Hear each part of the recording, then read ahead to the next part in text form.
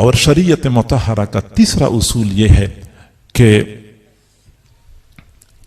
خواتین، مرد حضرات، خواتین اپنی نگاہوں کی حفاظت کریں، نگاہوں کی حفاظت کریں، غیر محرم کی طرف نظر نہ اٹھائیں، غیر محرم کی تصویر کی طرف نظر نہ اٹھائیں، اس سے اجتناب کریں، کیونکہ جب بھی نگاہوں کی حفاظت کی جاتی ہے شرمگاہ کی حفاظت آسان ہو جاتی ہے۔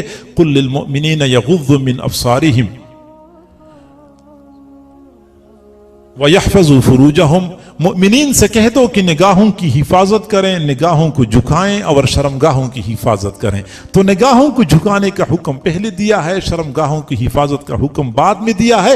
سمجھانا مقصود ہے کہ نگاہوں کی حفاظت ہوگی تو شرمگاہوں کی حفاظت ہوگی، اور جب نگاہ بے قابو ہو جاتی ہے پھر شرمگاہ کی حفاظت دشوار ہو جاتی ہے۔ لہٰذا نگاہوں کی حفاظت کریں، موبائل فون پہ کوئی ایسی غلط چیزیں نہ دیکھا کریں، سامنے سے آنے والی لڑکیوں کی طرف نگاہ نہ اٹھایا کریں، بڑے بڑے بورڈوں کے اوپر جو لڑکیوں کی تصویریں بنی ہوتی ہے ان کی طرف نہ دیکھا کریں۔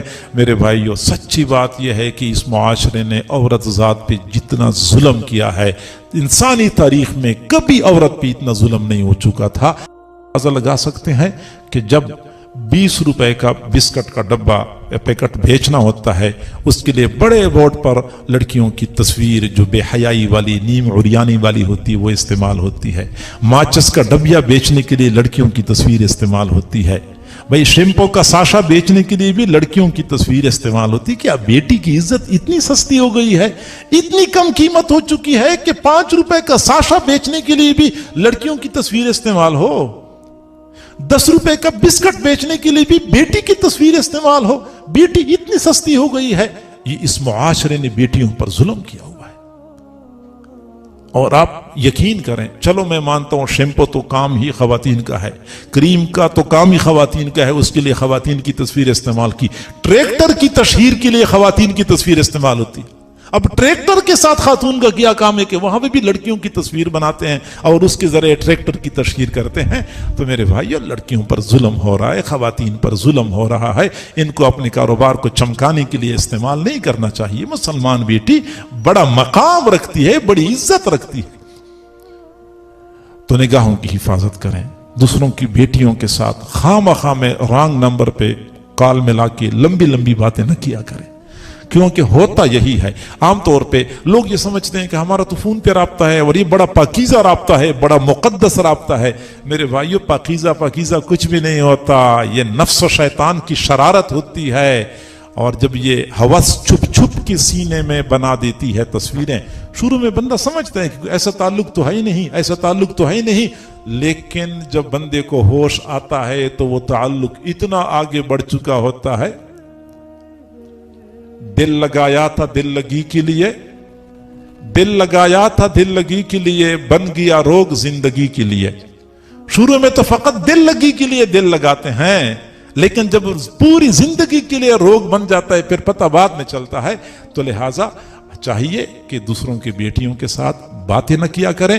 ہوتا عام طور پہ یہ ہے کہ پہلے موبائل فون پہ بات ہوتی ہے، پھر دیکھنے کو دل کرتا ہے، دیکھنے کے بعد پھر ملاقات کی تمنا ہو جاتی ہے، پھر ملاقات کے بعد جو شیطان کو کامیابی ملتی ہے وہ ہم سب کو پتہ ہے۔ آپ دیکھیں، حضرت موسیٰ علیہ السلام واحد پیغمبر ہیں جس نے اللہ تعالیٰ سے دعا مانگی تھی، اللہ مجھے اپنا آپ دکھا دیجئے، میں آپ کا دیدار کرنا چاہتا ہوں۔ کسی اور پیغمبر نے اللہ سے یہ دعا نہیں مانگی تھی کہ مجھے اپنا دیدار کرائیے۔ حضرت موسیٰ علیہ السلام نے دعا مانگی تھی۔ اس کی وجہ کیا تھی؟ اس کی وجہ صرف یہ تھی کہ حضرت موسیٰ علیہ السلام واحد پیغمبر ہیں جس نے اللہ تعالیٰ سے براہ راست بات کی تھی۔ جب بندہ براہ راست بات کرتا ہے پھر بعد میں دیکھنے کو دل کرتا ہے، تو شروع میں بات ہوتی ہے، پھر دیکھنا ہوتا ہے، پھر ملاقات ہوتی ہے، پھر اس کے بعد شیطان کامیاب ہو جاتا ہے اور بندے کو ہوش تب آتا ہے جب پانی سر سے گزر چکا ہوتا ہے۔ میں ان حالات میں بہنوں بیٹیوں سے گزارش کروں گا کہ اللہ کے لیے موبائل فون کا استعمال کم کر دیں۔ موبائل فون کا استعمال جن گھروں میں ضرورت نہیں ہے، بیٹیوں نے گھروں میں رہنا ہے، بالکل ان کو موبائل نہیں دینا چاہیے، موبائل دینا ہی نہیں چاہیے۔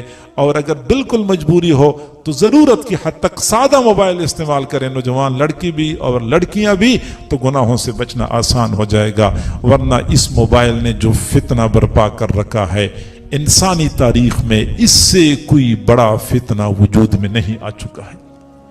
वो गुनाह जिनका करना, जिनका तसव्वुर करना भी लोगों के लिए मुश्किल था, वही गुनाह इतने आसान हो चुके हैं। मोबाइल के जरिए दूसरों से राब्ता करना आसान हो चुका है, मोबाइल फोन का इस्तेमाल कम। खास तौर पे मैं मर्द हजरात से गुजारिश करूंगा कि अपने घरों में जो आप इंटरनेट की सहूलत अपने बच्चों को और अपनी बच्चियों को दे देते हैं, और हमारे बच्चे और हमारी बच्चियां रात की तारीकी में कमरे की कुंडी लगा के कमरे के अंदर पता नहीं क्या कुछ इस इंटरनेट पे देखती हैं, कंप्यूटर में, मोबाइल पे क्या कुछ वो देख रहे होते हैं, हमें नहीं पता। शरीयत मुतहरा ने हमें तालीम दी है कि अपने बच्चों को, अपनी बच्चियों को अलग अलग कमरे में न रखें, क्योंकि जब अलग अलग कमरे में हो जाते हैं तो बहुत बड़े फसादात और बहुत बड़े फितने बर्पा होते हैं। हुजूर सल्लल्लाहु अलैहि वसल्लम ने आज से 14 सदियां पहले फरमाया था कि तन्हाई में जो मुसीबतें हैं, तन्हाई के जो नुकसानात हैं, जो मुझे मालूम है, अगर आप लोगों को मालूम हो जाएं तो आप कभी भी अकेले नहीं जाएंगे। मुसलमान बेटियों ने अगर घर से कहीं जाना है, बाजार जाना है, पहले तो जाना नहीं चाहिए। अगर जाना हो तो अल्लाह के लिए बेटियां अकेले न जाएं। अकेले या तो अपने भाई के साथ जाया करें, अगर शादीशुदा हैं तो खावंद के साथ जाया करें, या अगर बिल्कुल मजबूरी है तो अपनी वालदा को साथ ले जाया करें। अकेली लड़की का घर से बाहर निकलना आज की इस पुरफितन दौर में बिल्कुल खतरे से खाली नहीं है। मैं ये बदगुमानी नहीं कर रहा कि खुद बेटी ठीक नहीं है, लेकिन मैं ये जरूर कहता हूं कि माहौल ठीक नहीं है। उस माहौल में फिर बेटी के लिए अपने आप को बचाना दुश्वार हो जाता है। अल्लाह ताला हम सबको समझने और अमल करने की तौफीक अता फरमाए। व आखिर दावाना अनिल हम्दुलिल्लाहि रब्बिल आलमीन। दुआ कर